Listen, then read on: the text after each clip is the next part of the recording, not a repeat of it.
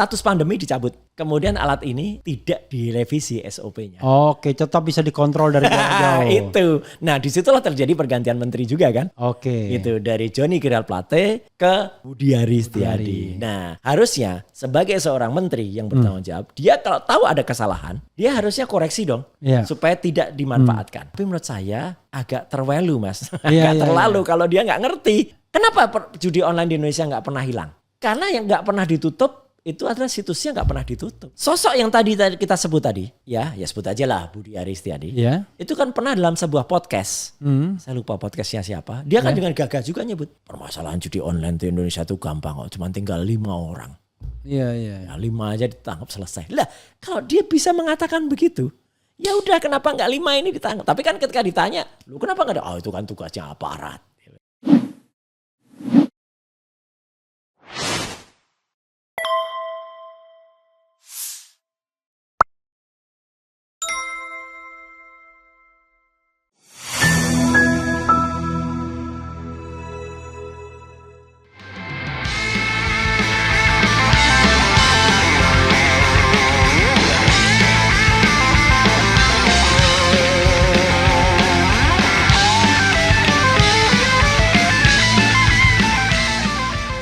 Ini ngeri-ngeri sedap juga ini, ya. Tapi saya minta Mas Roy menyatakan apa yang Mas Roy benar-benar ketahui. Betul. Karena ini menyangkut nama baik orang juga. Persis. Kita nggak bisa menyebut namanya. Ya. Walaupun misalnya dia namanya Budi Aris Setiadi. Itu udah nyebut. Ya, tapi justru dengan data dan fakta yang benar, ya. Baik fakta yang positif maupun fakta yang negatif. Jadi dikeluarkan semua sebagai bentuk pembelajaran. Dan sebenarnya begini, orang ini kadang-kadang susah. Kita ngomong sesuatu tentang pejabat publik tuh boleh loh. Boleh. Karena dia ada public responsibility-nya. Persis, dan dia digaji dengan uang APBN kan. Dan itu rakyat. terjadi di dalam lingkungan dia bekerja. Betul. Soal uang rakyat ini Mas. Iya. Ini yang perlu kita tegaskan lagi. Iya. Mungkin Mas juga nanti perlu tambahkan begini. Kan orang menyebut ketika judi online ini, itu kan orang banyak, Mas, itu kan yang kena bukan pemerintah gitu, yang kena bukan negara, yang kena kan personal. Nah, salah. Ini saya mau cerita. Ya, pasti salah karena dia gunakan fasilitas publik. Nah, itu. Jadi, dulu ketika saya masih menjadi anggota Komisi 1 DPR, ya, kita dulu pernah merencanakan, pernah merancang atau menganggarkan alat untuk Kementerian Kominfo waktu itu, Komunikasi dan Informatika. Ya. Alatnya untuk melakukan crawling, untuk melakukan pencarian terhadap semua situs. Ya, dan kenapa ini penting? Karena kalau dicari secara manual, kita akan tertipu dengan biasanya orang-orang yang apalagi di judi. Itu biasanya menyamarkan nama, Mas. Kalau judi biasanya ditulis JUD angka 1. Ya, kemudian kalau misalnya slot gitu, pakai 5 LOT. Jadi supaya tidak terbaca kalau di teri biasa nggak ketemu. Nah, alat ini itu sama kalau kita bikin judul agar tidak di take down. Tidak di take down. Dulu kan kalau Habib Rizik di take down kan. Terpaksa kita bilang H4B1B. Iya, nah itu. Nah, alat ini karena dia bersifat mencari dengan algoritma dan kemudian algoritmanya bisa dikendalikan dengan AI, artificial intelligence. Alat ini canggih banget. ICE namanya, ICE. Nah, ICE itu harganya mahal, Mas. 250 miliar. Dan itu alhamdulillah bisa terbeli di tahun 2017. Dan 3 Januari 2018 alat ini mulai dipakai di Kementerian Kominfo waktu itu. Bekerja di bawah Dirjen. Waktu itu siapa menterinya? 2018 ya sudah kabinetnya yang sudah ini ya, sudah Johnny Gerald Plate. Dirjennya waktu itu masih Mas Samuel Abrejani Pangerapan. Ya, jadi dia tapi tetap bagaimanapun juga kerja dari kedirjenan di sebuah kementerian itu kan nggak mungkin bekerja sendiri, Mas. Iya dong. Dia pasti laporan ke atasnya, laporan ke menteri. Nah, yang menarik kita kena COVID, Mas, di tahun 2020. Ya. Dan ketika kena COVID, maka alat ini ada SOP yang dikeluarkan oleh Menteri Johnny Gerald Plate waktu itu. Alat ini boleh dikendalikan secara work from home. Dari jarak jauh. Alatnya ada di Kementerian Kominfo di Merdeka Barat, tapi Johnny Gerald Plate nggak salah. Kenapa saya bilang nggak salah? Karena semua waktu itu dikerjakan secara work from home kan. Ya. Nah, yang salah adalah ini yang menarik Mas. Penyalahgunaannya. 2022. Ya. Status pandemi dicabut. Nah, kemudian alat ini tidak direvisi SOP-nya. Oke, tetap bisa dikontrol dari jauh. Itu. Nah, disitulah terjadi pergantian menteri juga kan. Oke. Itu dari Johnny Gerald Plate ke Budiari Setiadi. Nah, harusnya sebagai seorang menteri yang bertanggung jawab, dia kalau tahu ada kesalahan, ya, dia harusnya koreksi dong, supaya tidak dimanfaatkan. Tapi menurut saya agak terlalu Mas, agak terlalu kalau dia nggak ngerti. Gitu loh. Tapi kan konyol, pernah kita bicara soal Pusat Data Nasional waktu itu dia juga katanya nggak ngerti gitu kan. Nah, jadi ya memang ini udah 2 kali kesalahan fatal dari sang Menteri Kominfo waktu itu. Satu, soal PDN dulu, yang kita pernah bicarakan panjang lebar itu, datanya bobol dan lain sebagainya. Yang kedua ini membiarkan atau jangan-jangan sengaja dibiarkan alat AIS ini bisa dikendalikan dari orang-orang pegawai. Karena ini yang mengendalikan adalah semua karyawan Kominfo. Gak mungkin bukan karyawan. Dan alat itu dijadikan untuk melindungi judol. Betul. Jadi alat ini kan bekerja sebenarnya kan automatically. Dia kan keluar langsung sekian ribu nama, misalnya 5.000 nama. Nah, celakanya 5.000 nama itu ternyata bisa di screening secara manual. Nah, 1.000 dipilih, kemudian yang lainnya dibuang. Yang lainnya memang benar-benar di take down atau ditutup ya. Tetapi yang 1.000 ini setelah dilakukan proses deal, akhirnya diminta. Sebenarnya kalau logikanya adalah mereka bukan providernya. Tetapi mereka itu adalah orang yang jadi centeng, meres. Iya, betul. Jadi meresin, lo mau di take down nggak? Kalau nggak di take down, bayar sekian. Memang ada evidence-nya yang begitu. Lah, yang kan mereka yang sekarang kan sudah 16 orang yang tertangkap, plus 2 lagi 8. Mereka kan sudah mengaku, Mas. Kalau mereka diperas? Bukan, maksudnya kalau mereka yang melakukan pemerasan itu. Mereka melakukan pemerasan. 11 orang pegawai Kominfo waktu itu, ditambah beberapa nama orang luar, itu kan akhirnya terungkap modusnya. Dan kepolisian kan sudah kemudian membuka kemarin bahwa peran mereka adalah melakukan perlindungan ini terhadap 1.000 nama dari 5.000 misalnya. Kadang-kadang saya agak putus asa juga dengan negeri ini ya. Dulu ketika ribut judi online, ingat nggak? Sambo kan? Ya. Wah, dianggap pelindung juga ya, konsorsium 303 ribut. Wah, kita akan berantas ya. Sudah itu diam. Tiba-tiba muncul lagi sekarang. Dan sekarang Kominfo kan? Kominfo. Ada oknum di Kominfo. Dan ironis kan Mas, artinya sudah yang ketangkep aja sudah ada 16 orang. Dengan 11 orang internal. Dan beberapa orang yang eksternal itu kan ini kemarin sekarang sudah mulai muncul kan namanya. Ada inisialnya AK. Yang itu ternyata dia yang saya tahu tuh AK, ada AK. AK? Iya. Ya ada inisialnya AK. Betul. Karena yang saya tahu AK tuh Ahmad Hozinuddin. Sorry bro. Dia kan pendidikannya hanya SMK. Lagi-lagi SMK juga nih. Sama nih ya sama. Apa. Ya jadi SMK tapi hasilnya nggak lolos kan. Tapi dia kemudian direkomendasikan untuk bisa masuk menjadi tenaga ahli di situ. Dan siapa orang yang merekomendasikan? Ya pasti top leadernya. Top leadernya nggak mungkin dong kalau itu level-level, dan itu dikonfirmasi. Ada cerita kalau nggak salah ya, dia dibawa oleh seseorang yang dekat dengan menteri. Betul. Gitu ke menterinya. Ya, gitu. Jadi yang bawakan inisialnya T waktu itu ya kan gitu. Tuyul ya. T atau Z depannya. Tuyul ya. Ya, tuyul betul. Nah, jadi itulah. Tapi maksud saya gini juga Mas. Artinya saya juga heran. Kepolisian kan biasanya gercep Mas kalau kali ini. Ya kan? Gitu. Yakin gercep? Yakin. Biasanya. Ya. Kapan biasanya? Enggak. Kalau menyangkut hal-hal yang orang-orang kecil gitu. Ya kan? Ya, cepat. Misalnya kemarin kayak orang yang pemain TikTok yang dari Sukabumi itu, Gunawan Satbor. Yang kemudian cepat ketangkap. Meskipun sekarang ya jangan salah sih, dulu ingat Ruslan Buton dulu kan masih jadi orang kecil. Kan? Langsung diambil dari betul. Padahal Buton kan sana. Laporannya di mana, LP-nya di mana nih. Sama ini. Yang Gunawan Satbor meskipun sekarang kalau kata orang sudah menjadi Gunawan Happy Bor, Mas. Sudah nggak set lagi. Nggak set lagi. Sudah happy karena dia sudah jadi duta anti judi online. Ya. Itu kan dia. Gunawan tuh kenapa dia? Dia itu melakukan gerakan namanya patuk ayam. Jadi nari rame-rame. Jadi dia nunggu orang nyawer.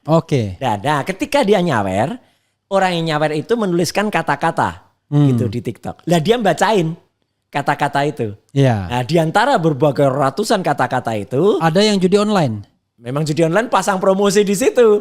Loh, sering sekali di sini di komentar saya ini ada kayak saya duga judi online. Iya, tapi kan Mas gak baca. Iya. Nah, enggak, kadang-kadang kebaca, tapi begitu saya baca, wah ini nggak bener nih. Saya langsung bilangin begitu. Iya. Nah, itu sama dia dibaca. Jadi misalnya klik linknya. Kemudian ayo silahkan gacor gitu kan gitu. Kata-katanya kan selalu gitu kan. Toto apa gitu. Atau kemudian situsnya dibacain sama dia apa ya pasti nggak mungkin lagi ya promo judol di sini. Nah, jadi artinya dia bacain itu sehingga itu dianggap dia ikut mempublikasikan. Woi, begitu doang ya. Iya, ketangkep. Mestinya si Budi Ari udah ditangkap nih kalau cuma begitu doang. Ya paling tidak tangkap dulu lah. Enggak. Harusnya nggak loncat ke dia dulu Mas. Tapi kan para artis kan banyak Mas. Kembali kepada inti masalahnya Mas.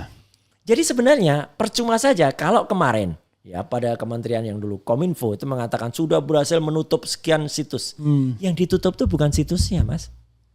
Tapi yang ditutup tuh cuma alamat-alamatnya. Jadi kan sama saja dengan misalnya kita mau gayangannya gini supaya gampang. Kita mau ke rumah ya. Kemudian ada banyak jalan. Nah, jalan yang sini kemudian berbahaya, ditutup. Tapi kan orang masih bisa lewat jalan yang lain. Nah, yang dilakukan Kominfo waktu itu tuh hanya menutup jalannya. Jadi ibaratnya ditutup 1 bisa buka 1000. Maka diperlukanlah mesin ICE itu supaya kalau ada nama baru dia langsung mendeteksi itu. Kenapa judi online di Indonesia nggak pernah hilang? Karena yang nggak pernah ditutup itu adalah situsnya nggak pernah ditutup. Hanya alamatnya saja yang ditutup. Dan alamat bisa diubah-ubah. Betul. Jadi dulu kan dia melaporkan kami telah berhasil menutup sekian ribu situs. Ketawa aja saya waktu itu. Ya kan? Jadi kalau begitu BANGSAT juga. Iya. Jadi dan jelas banget bahwa kemudian kalaupun itu katakannya situsnya ditutup, ya servernya harusnya dikejar. Apakah servernya di Kamboja? Apakah servernya di Vietnam? Apakah yang ada di Filipina waktu itu? Itu yang harusnya dikejar dan di-close. Ingat kata-kata Sianu dengan gagah beraninya kan? Ada yang ketua tenaga kerja asing itu. Oh iya. Saya begini. Begitu ditanya, enggak itu kata-kata yang dulu lalu. Betul. Dia kan nyebut satu huruf dari itu. Ya kan? Inisial T. Ya kan? Nah tapi kan maksudnya juga sama loh Mas. Sosok yang tadi kita sebut tadi. Ya sebut aja lah Budi Ari Setiadi. Itu kan pernah dalam sebuah podcast. Saya lupa podcastnya siapa. Dia kan dengan gagah juga nyebut. Permasalahan judi online di Indonesia itu gampang kok. Cuma tinggal 5 orang. Nah, 5 aja ditangkap selesai. Lah kalau dia bisa mengatakan begitu. Ya udah kenapa nggak 5 ini ditangkap. Tapi kan ketika ditanya. Lu kenapa nggak ada. Itu kan tugasnya aparat. Kan konyol gitu loh. Maksudnya. Kalau dia tahu, apalagi dia waktu itu sebagai Menteri Kominfo, kemudian mengerti ada mesin yang ternyata disalahgunakan oleh anak buahnya, yang terakhir dia nyebut pengkhianatan. Dia kan nyebut, saya dikhianati anak buah saya nih. Luar biasa. Tapi kan gini Masnya gini, satu situs, satu nama itu kan kemarin polisi udah ngungkap, kan dihargain 8,5 juta. 8,5 juta untuk tetap hidup. Tapi mohon maaf Mas, saya nggak percaya kalau hanya 8,5. Terlalu murah. 25 juta minimal. Itu terlalu murah. Iya. Nah kalau 25 juta kali 1.000, itu kan sudah 25 M per bulan. Ini sudah sejak tahun 2022. Jadi Mas. Ini udah sempurna kejahatan ini. 1, perjudian. 2, penyuapan atau pemerasan. 3, pembohongan. Pengkhianatan ya tanya. Nah, lagian kemarin dalam barang bukti yang kemarin berhasil ditangkap Mas. Ini kan ngeri Mas kalau kita lihat barang buktinya. Kan ada sekian mobil, sekian komputer, sekian ada rumah, ada gedung ya. Kemudian ada sekian ratus gram logam mulia, 73 miliar uang. Menarik. 2 senpi. Oke. senjata api. Jadi harusnya ini serius banget, Mas. Iya. Ini bukan. Tapi di Indonesia ini jangankan segitu. Yang 990 kemarin ya. 9 miliar dari seorang Markus saja nggak dianggap penting gitu. Tapi 400 miliar si Tom Lembong dianggap penting, Mas. Ya itu kerugian yang di awang-awang. Ini kan. Jadi kan saya bilang bukan kerugian untuk negara kurang untung. Karena mestinya keuntungan buat negara tapi karena diimpor oleh jadi artinya gini, kenapa kita sampai ke Tom Lembong? Ini kan mirip, Mas. Artinya miripnya tuh gini. Seseorang yang konon dituduh merugikan negara hanya sekian. Saya sebut hanya kalau 400 dibandingkan dengan yang tadi sudah hampir 1 triliun saja itu penanganannya tidak imbang. Sama seperti Gunawan Sastbor ini dibandingkan dengan nama-nama artis tadi. Iya. Kan? Itulah makanya protes. Saya juga melakukan protes waktu itu ketika Gunawan Sastbor kenapa sih? Saya tidak menyalahkan penangkapan Gunawan Sastbor karena secara delik dia memang salah. Tapi harusnya kesalahan dia dibandingkan. Ada equality before the law. Betul. Ini nggak equal kan gitu. Dibandingkan dengan kesalahan para artis itu yang malah jelas-jelas dia melakukan endorse gitu dan mengucap dengan tegas gitu. Silakan masuk ke situs ini 138 ini 123 itu kan harusnya malah jelas-jelas banget. Cuman kan mereka konon waktu itu dibilang mereka nggak ngerti alasannya, nggak tahu kalau itu judi online. Iya, jadi paling lucunya adalah kalau mereka mengendorse sesuatu yang penting PT masuk. Barangnya terserah gitu. Iya, kan artis kan nggak mungkin nggak dibayar kan, pasti dibayar kan. Itu nggak ada. Kalau itu cuma disawer tadi kan. Padahal cuma sawernya paling berapa doang kan. Jadi menurut saya polisi jangan sibuk terhadap penangkapan yang kecil-kecil yang remeh-remeh gini. Meskipun itu harus equal juga. Cuman kembali kepada kasus yang sekarang sudah ditangkap. 16 orang yang 11 dari Kementerian Kominfo dulu, sekarang Komdiji. Ini harusnya segera dikejar, Mas. Karena kalau enggak, ya kan jelas-jelas betul bahwa mereka itu kalau angkanya sudah semiliar-miliar tadi, kan nggak mungkin itu tidak mungkin di-approve hanya oleh seorang dirjen. Gitu loh. Tapi dulu banyak juga kan kasus A yang melibatkan A, melibatkan E dan kasusnya berhenti, malah jadi menteri. Apa waktu merekrut jadi menteri itu nggak ngecek kan? Gitu kan? Digital jejaknya. Jejak digitalnya. Dan kan ini hebohnya kan jadi gini, Mas. Sekarang ya kita sebenarnya nggak apa-apa sebut nama tadi. Karena sudah hampir semua media mainstream. Itu kan menulis terutama karena kemarin kan ada rapat dengar pendapat antara Komisi 3 DPR dengan Pak Kapolri. Dan mengajak seluruh Kapolda. Itu kan hebat itu. Dan di situ Pak Kapolri pun ditanya oleh banyak anggota DPR yang mengatakan kenapa nama ini disebutlah nama Budiari itu kenapa tidak dipanggil gitu kan gitu. Nah apakah kalau teman nggak dipanggil gitu kan. Nah Pak Kapolri mengatakan bagus nih jawabannya Pak Listio bahwa meskipun normatif semua kalau ada buktinya kita proses gitu.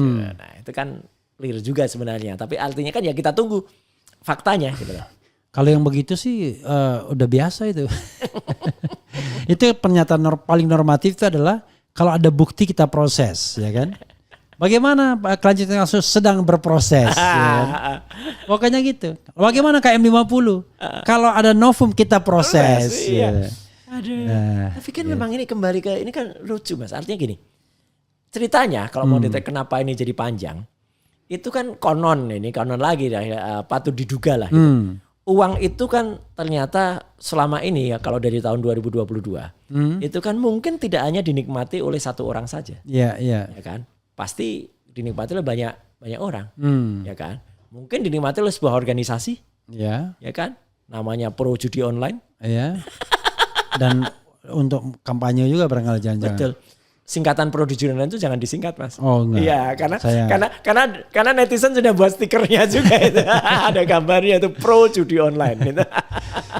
Pro Judi Online untuk kampanye judi online juga. Judi online juga. Nah kan ini gawat kalau misalnya, tapi ya saya kok nggak yakin ya bisa terkejar sampai ke sana.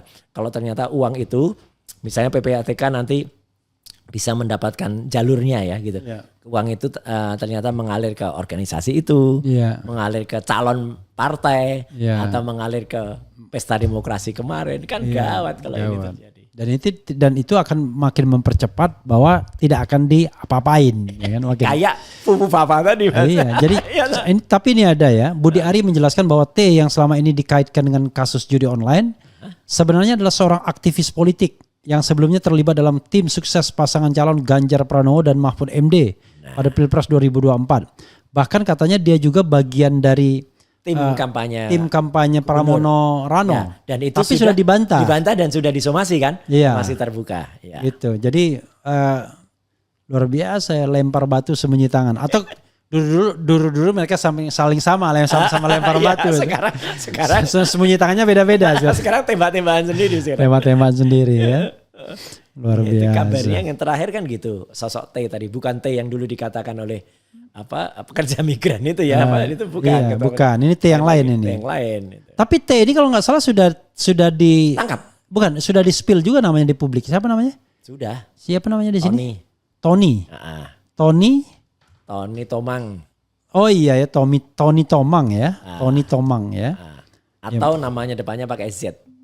Aprilian Tony. Oke. Ini jadi kita nggak ini lagi karena sudah ada berita. Ya. Terungkap inisial T Zulkarnain Aprilian Tony alias Tony Tomang yang terseret kasus judol. Ya. Biasa main di Tomang nih jangan-jangan. Enggak, itu dulu kan ada judi yang kemudian servernya ada di Tomang, Mas. Oke. Gitu. Oke. Memiliki jabatan penting, Zulkarnain alias Tommy memiliki kekayaan sebanyak 19,5 miliar. Luar biasa. Siapa dia nih Tony Tomang ini? Apa yang pejabat negara? Banyak, Mas.